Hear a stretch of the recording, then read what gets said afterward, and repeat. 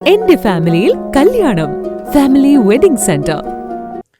ദുരന്തം ഉണ്ടായാലെന്ത് ഇല്ലെങ്കിലെന്ത്, ജനപ്രതിനിധികളടക്കമുള്ളവർക്ക് ഒരനക്കവുമില്ല.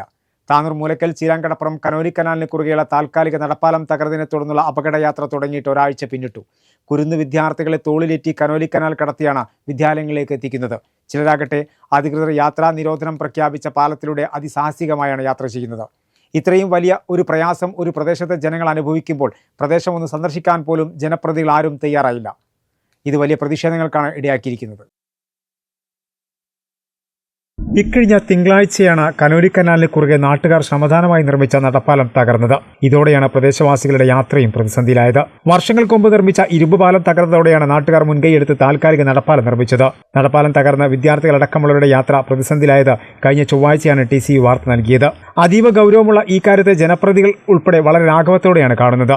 വാർത്ത ശ്രദ്ധയിൽപ്പെട്ടിട്ടും നാട്ടുകാർ വിവരങ്ങൾ നൽകിയിട്ടും ബന്ധപ്പെട്ടവരാരും തന്നെ ഈ ഭാഗത്തേക്ക് തിരിഞ്ഞു നോക്കിയില്ലെന്നാണ് നാട്ടുകാർ പറയുന്നത്. കഴിഞ്ഞ തിങ്കളാഴ്ച മുതൽ തുടങ്ങിയ ദുരിതമാണ് ഇത്. കുട്ടികളെ ഞങ്ങൾ ദിവസം രാവിലെ വൈകുന്നേരം തോള് കയറ്റിയിട്ടാണ് കൊണ്ട് കിടക്കുന്നത്. വൈകുന്നേരം വെള്ളം നല്ല ആവശ്യമുണ്ടാവും. ഒരു 2 പഞ്ചായത്തിൽ നിന്നും ഒരു കുട്ടികൾ വന്നു നോക്കിയില്ല. ഒരു അധികാരികളോ ഈ ഭാഗത്ത് സന്ദർശിക്കുക ഒന്ന് വന്ന് നോക്കുക പിടിച്ച് ചെയ്തിട്ടില്ല. ഇതിപ്പോൾ എന്താ ചെയ്യുക? ഇങ്ങനെ ആയിട്ടുണ്ടെങ്കിൽ വൈകുന്നേരം വെള്ളം കൂടും. വൈകുന്നേരം വെള്ളം കൂടുക എന്ന് പറഞ്ഞാൽ കഴുത്തിനൊപ്പം വെള്ളം ഉണ്ടാവും. എന്നിട്ട് ഈ കുട്ടികളെ ഞങ്ങൾ കൊണ്ടായി കൊടുക്കേണ്ടത്. അപ്പോൾ പണിയൊന്നും ചെയ്യാത്തതുകൊണ്ട് നമുക്ക് കൊണ്ടായി കൊടുക്കാം.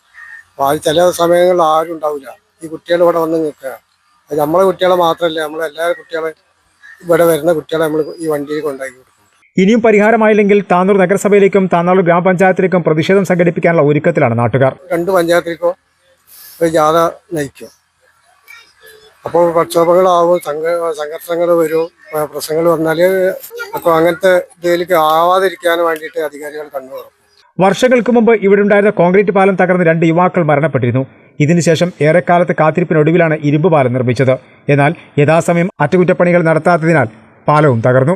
പാലത്തിലൂടെയുള്ള യാത്ര നിരോധിച്ചുകൊണ്ട് ഇറിഗേഷൻ വകുപ്പ് ഒരു ബോർഡ് സ്ഥാപിച്ചു. പലതവണ ഉദ്യോഗസ്ഥരെയും ജനപ്രതിനിധികളെയും നേരിട്ടും ഫോൺ മുഖേനയും കാര്യങ്ങൾ ധരിപ്പിച്ചെങ്കിലും ഒരനക്കവും ഉണ്ടായിരുന്നില്ല. തുടർന്നാണ് നാട്ടുകാർ തന്നെ പണം പിരിച്ച് ഒരു താൽക്കാലിക നടപ്പാലം നിർമ്മിച്ചത്. കഴിഞ്ഞ ആഴ്ച അതും തകർന്നതോടെയാണ് നാട്ടുകാരും രക്ഷിതാക്കളും ആശങ്കയിലായത്. കേവലം Puthukulangara LP school, SMEP school, Devadara secondary school തുടങ്ങിയ വിദ്യാലയങ്ങളിലേക്കും സ്ഥാപനങ്ങളിലേക്കുമായി വിദ്യാർത്ഥികളടക്കം നിരവധി പേരാണ് ദിനേന ഇതിലൂടെ യാത്ര ചെയ്യുന്നത്. പാലം തകർന്നതോടെ കിലോമീറ്ററുകൾ ചുറ്റിയാണ് ഇപ്പോൾ യാത്ര ചെയ്യുന്നത്. ചെറിയ കുട്ടികളെ സ്കൂളിലേക്ക് അയക്കാനും രക്ഷിതാക്കൾ മടിക്കുകയാണ്.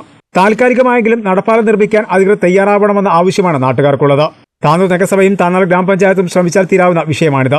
എന്നാൽ പല കാരണങ്ങൾ പറഞ്ഞ് നീട്ടിക്കൊണ്ടുപോവുകയാണ്. ഇതാണ് വലിയ പ്രതിഷേധങ്ങൾക്കും ഇടയാക്കിയിട്ടുള്ളത്.